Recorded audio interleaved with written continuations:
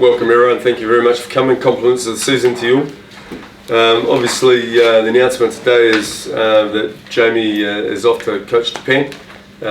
Obviously from a Highlanders perspective, disappointed. We would love to have held him for a lot longer, but also understand the big fella's reasons for going. Look, we couldn't have asked for any more from Jamie over the 6 years. We started together 6 years ago, and I think a lot's been achieved at the Highlanders Rugby Club in that time.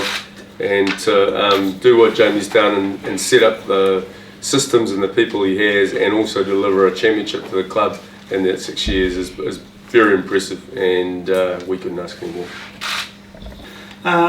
Well, it's just another step for me in a career that has been very fruitful in terms of the organisations I've worked for. So I've worked for Wellington and Māori All Blacks and now the Highlanders.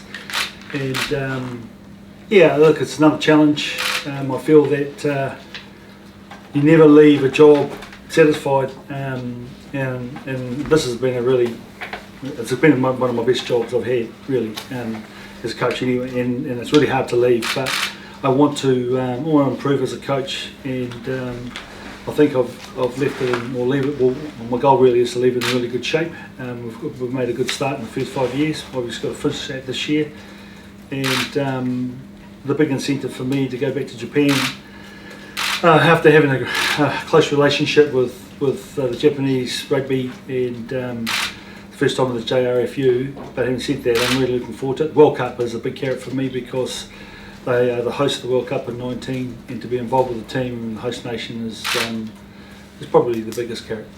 How hard is it to lead the team? Yeah, no, it's tough. So when Roger and I turned up in the end of 2010, there was 8 contracted players. We were dead last in the table. It was difficult to get players. Our budget was half as everyone else had in the time. Franchise contracting gave us an opportunity to get our team right, and I guess the pleasing part of that is we've identified some good players that have gone on to be really good All Blacks, and Aaron would be an example of that. There's been a few examples along the way, so with that in mind, I guess that's the most difficult thing is identifying players. You feel that you're deserting them in some respects. And that's probably the hardest thing for me is I feel that I've done the job in terms of identifying them and helping them through and giving them opportunities to play. They've actually done the rest. They've done the hard part, played well. In terms of the players, how have they reacted? Yeah, well, you probably need to talk to the players. Some guys will be happy, I reckon, because it's quite. Yeah, it's. I guess the player part of it. Team is a real emotional part for me because you build really professional and solid relationships with your players, because they obviously are the ones that have to go through all the through the ringer, really, isn't it? Every season, every training. We're training particularly hard at the moment with pre-season. There's some highs and lows. They train really hard and they're committed, but then we lose at the end of the week or they don't get a game.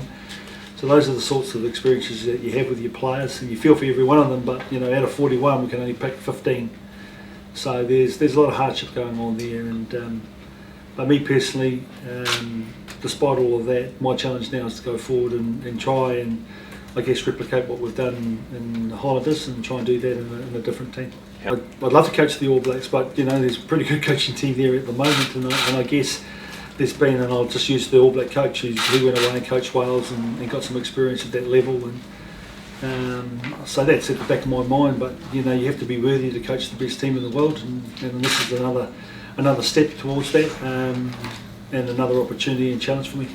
Look, at the end of the day, the hardest thing was the first question that was asked was how do we leave such a great team of players, a robust, dynamic and learning group of coaches and organisation that's been backed me through thick and thin and all the time. That's been the hardest decision for Mandy and I to make, and then obviously to take. We've got 4 children, to pull them out and take them.